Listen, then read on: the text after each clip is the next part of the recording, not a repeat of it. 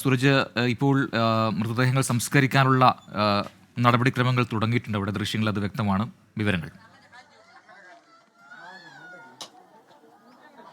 പ്രജിൻ, തീർച്ചയായും ഇവിടുത്തെ പൊതുദർശനം ഏകദേശം അവസാനിപ്പിക്കുകയാണ്. മൃതദേഹങ്ങൾ സംസ്കരിക്കാനുള്ള തയ്യാറെടുപ്പിലാണ്. ഈ സമീപത്തെ തന്നെ 2 ശ്മശാനങ്ങളിൽ ഈ മൃതദേഹം സംസ്കരിക്കും എന്നുള്ളതാണ് പറയുന്നത്.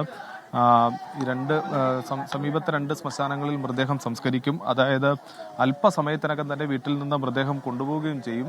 ഈ മകൾ അഖിലയുടെ ആഗ്രഹമായിരുന്നു അവസാനമായി അച്ഛന്റെ മൃതദേഹം ഇങ്ങോട്ടേക്ക് എത്തിക്കണം, ഇവിടെ വെച്ച് സംസ്കാര ചടങ്ങുകൾ നടത്തണമെന്നത് മകളുടെ ആഗ്രഹമായിരുന്നു. ആ ആഗ്രഹപ്രകാരമാണ് മൃതദേഹം ഇങ്ങോട്ട് എത്തിച്ചത്. ഇപ്പോൾ മൃതദേഹം പൊതുദർശനം അവസാനിപ്പിച്ച് സംസ്കാര ചടങ്ങുകൾ ഏകദേശം പൂർത്തിയായിരിക്കുന്നു. വീട്ടിലെ ചടങ്ങുകൾ പൂർത്തിയായിരിക്കുന്നു. മൃതദേഹത്തിന്റെ മുഖം മൂടിക്കിട്ടുന്ന ചടങ്ങാണ് ഇപ്പോൾ. ആരെങ്കിലും അവസാനമായി കാണാനുള്ളവർ ഉണ്ടെങ്കിൽ കാണാൻ പറയുന്നു. അതിനുശേഷം ഈ മുഖം മൂടിക്കെട്ടിയതിനു ശേഷം ഈ മൃതദേഹം സംസ്കരിക്കുന്നതിന് വേണ്ടി കൊണ്ടുപോകും. ഇതിനോട് ചേർന്ന് തന്നെയുള്ള 2 പൊതു ശ്മശാനങ്ങളിലാണ്. അത് ഗ്യാസ് ഉപയോഗിച്ചുകൊണ്ട് സംസ്കരിക്കുന്ന ശ്മശാനങ്ങളാണ്. അതുകൊണ്ട് തന്നെ 2 ശ്മശാനങ്ങളിലേക്ക് കൊണ്ടുപോകും എന്നുള്ളതാണ് നിലവിൽ അറിയിച്ചിട്ടുള്ളത്. അതിൽ പഞ്ചായത്ത് അധികൃതരടക്കമാണ് അതിന് നേതൃത്വം കൊടുത്തുകൊണ്ടിരിക്കുന്നത്. പ്രജിൻ, പക്ഷേ ഈ നാട്ടുകാരെ സംബന്ധിച്ച് ഈ 2 പേരുടെ വേർപാട് അത് താങ്ങാൻ കഴിയുന്നില്ല. ഒരു നാടാകെ ഈ കുടുംബത്തിനൊപ്പം, ഈ പെൺകുട്ടികൾക്കൊപ്പം തേങ്ങുന്ന സങ്കടകരമായ കാഴ്ചയാണ്. അച്ഛ എന്ന് വിളിച്ചത് അഖില കരയുന്നത് നമുക്കിവിടെ കേൾക്കാം. അത് ഇന്നലെ മുതൽ ഈ അഖിലയും ഒക്കെയായി നമ്മൾ സംസാരിക്കുന്നതാണ് പ്രജിൻ. അതായത് ആ കുട്ടി എത്രമാത്രം നിസ്സഹായാവസ്ഥയോടുകൂടി ഇന്നലെയൊക്കെ സംസാരിക്കും. തന്നെ കൊണ്ട് സാധിക്കാവുന്നതിന്റെ അങ്ങേയറ്റം ഈ സർക്കാരിനെ വിശ്വസിച്ചു, ഈ ഭരണകൂടത്തെ വിശ്വസിച്ചു, പോലീസിനെ വിശ്വസിച്ചു. തങ്ങൾക്ക് അഭയമാകും, തങ്ങൾക്ക് കരുതലാകും എന്ന് കരുതിയ ഒരു കരങ്ങളിൽ നിന്നും തങ്ങൾക്ക് സംരക്ഷണം ലഭിക്കാതെ പോയതിന്റെ നിസ്സഹായാവസ്ഥ അത് ഇന്നലെ മുതൽ അഖിലയുടെ വാക്കുകളിൽ നമ്മൾ കേൾക്കുന്നതാണ്. അതിന്ന് ഒരു കണ്ണീർ പുഴയായി മാറുന്നു.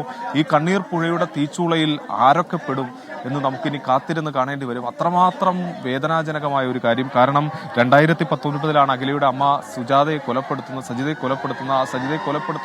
മൃതദേഹം ഇവിടെ നിന്ന് എടുക്കുന്ന സമയത്ത് വലിയ വായിൽ കരയുന്നത് നമുക്ക് ഇവിടെ നിന്ന് കേൾക്കാം. കരച്ചിലുകൾ, അങ്ങനെ ഈ കാതടപ്പിക്കുന്ന കരച്ചിലുകൾ നമുക്ക് ഇവിടെ മുഴങ്ങുന്നുണ്ട് പ്രജിൻ. അത് പറഞ്ഞറിയിക്കാൻ കഴിയുന്നതിനും അപ്പുറമാണ്. കാര്യം ആരോരും ഇല്ലാതായി പോകുന്നതിന്റെ അഖിലത അവസാനമായി അച്ഛനെ കാണണമെന്ന് പറഞ്ഞുകൊണ്ട് അഖില വരുന്നു. അതോടൊപ്പം തന്നെ സുധാകരന്റെ ബന്ധുക്കളെല്ലാം തന്നെ സുധാകരനെ കാണാൻ വേണ്ടി വരുന്നതിന്റെ ദൃശ്യങ്ങളാണ്. അവസാനമായി കാണാൻ വേണ്ടി വരുന്നതാണ്.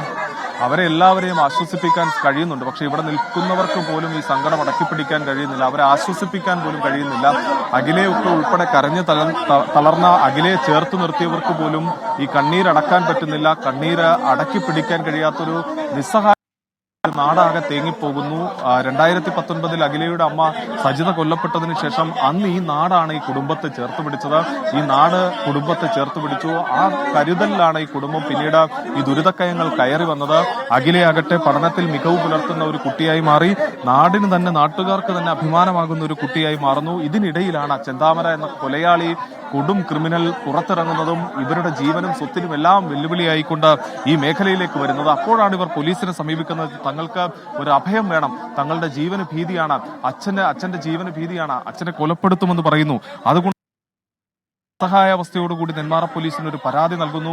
ആ പരാതിയിന്മേൽ ഈ പ്രതിയെ പോലീസ് സ്റ്റേഷനിലേക്ക് വിളിച്ചു വരുത്തുമ്പോൾ ഇവർക്ക് വലിയ പ്രതീക്ഷ ഉണ്ടായിരുന്നു, തങ്ങൾക്ക് നീതി ലഭിക്കും. ഇനി ഈ ചെന്താമര എന്ന കൊലയാളി തങ്ങളുടെ വീട്ടുമുറ്റത്ത് ഈ വടിവാള എന്തിക്കൊണ്ട് ഇനി തങ്ങളുടെ സ്വപ്നങ്ങൾക്ക് അല്ലെങ്കിൽ തങ്ങളുടെ ജീവിതത്തിന് വെല്ലുവിളിയാകാൻ എത്തില്ല എന്ന് കരുതി. പക്ഷേ ഈ പോലീസ് സ്റ്റേഷനിലേക്ക് വിളിച്ചു വരുത്തിയ പോലീസ് ആകട്ടെ 15 മിനിറ്റ് നേരം ഈ ചെന്താമരയുമായി സംസാരിക്കുന്ന ചെന്താമര തമിഴ്നാട്ടിലേക്ക് പൊയ്ക്കൊള്ളാം എന്ന് പോലീസിന് നൽകിയ ഉറപ്പിന്റെ അടിസ്ഥാനത്തിൽ ഈ ചെന്താമരയെ വിശ്വസിച്ച് അവിടെ നിന്ന് പറഞ്ഞു വിടുകയും ചെയ്തു. പക്ഷേ പിന്നീട് ഇവിടെ എത്തിയ ചെന്താമര കൃത്യമായി ഈ ഇവരുടെ കൊലപാതകത്തിന് വേണ്ടിയുള്ള ആസൂത്രണങ്ങൾ നടത്തുന്നു.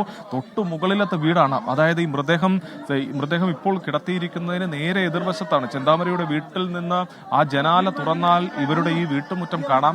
അങ്ങനെ കൃത്യമായി പ്ലാൻ ചെയ്ത് ചെന്താമര 2 ജീവനുകൾ കൂടി അപഹരിക്കുന്നു. അതും ഈ സുധാകരനെ കൊലപ്പെടുത്തുക എന്ന ലക്ഷ്യത്തോടു കൂടിയാണ് ഈ സ്കൂട്ടറിൽ സഞ്ചരിക്കുകയായിരുന്ന സുധാകരന് നേരെ വടിവാള ഒങ്ങിക്കൊണ്ട് സുധാകരനെ പലകുറി വെട്ടുന്നത്.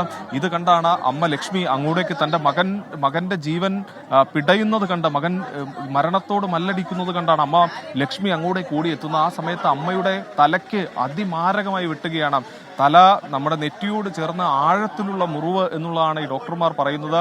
ഈ നെറ്റിയിലെ മുറിവെന്ന് പറഞ്ഞാൽ ഒരു കൈപ്പത്തി ഇറങ്ങിപ്പോകുന്ന വലിപ്പത്തിലായിരുന്നു ആ നെറ്റിയിലെ മുറിവെന്നുള്ളതാണ് പറയുന്നത്. അത്രമാത്രം കൊടും ക്രൂരമായ കൊലപാതകം ഈ ചെന്താമര നടത്തി എന്നുള്ളതാണ്. അത്രമാത്രം, അതായത് കണ്ടു നിന്നവർക്ക് പോലും ഭയാനകമായി തോന്നുന്ന, ആർക്കും തന്നെ, അതായത് ഇന്നലെ ഈ ഫോറൻസിക് ഉദ്യോഗസ്ഥരടക്കം ഇതിന്റെ ഇൻക്വസ്റ്റ് നടപടികൾ പൂർത്തിയാക്കുന്ന സമയത്ത് ഒരു ഉദ്യോഗസ്ഥനടക്കം കുഴഞ്ഞു വീഴുന്ന നിലയുണ്ടായി.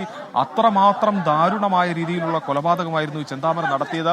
കുടുംബത്തെ സംബന്ധിച്ച്, നാട്ടുകാരെ സംബന്ധിച്ച് അതിന്റെ ഞെട്ടലിൽ തന്നെയാണ്. ഈ പോലീസിലൊക്കെ പരാതി നൽകിയതിന്റെ ഉറപ്പിൽ ചെന്താമര ഒരു കാരണവശാലും തങ്ങളെ ആക്രമിക്കില്ല എന്നൊരു വിശ്വാസം ഇവർക്ക് അറിഞ്ഞോ അറിയാതെയോ ഉള്ളിൽ എവിടെയോ ഉണ്ടായിരുന്നു. പക്ഷേ ആ വിശ്വാസം തകർത്തു എന്ന് മാത്രമല്ല, 2 ജീവനുകൾ കൂടി അപഹരിച്ചിരിക്കുകയാണ്. അഖിലയെ സംബന്ധിച്ച് ഇനിയൊരു ചേച്ചി ഉള്ളതൊഴിച്ചാൽ, ആ ചേച്ചി വിവാഹം കഴിഞ്ഞതാണ്, പക്ഷേ ഇനി അഖിലയ്ക്ക് ആര് കൂട്ട് എന്നുള്ളതാണ് അഖില ചോദിക്കുന്നത്, ഈ നാട് ചോദിക്കുന്നത്. അങ്ങനെ തീർത്തും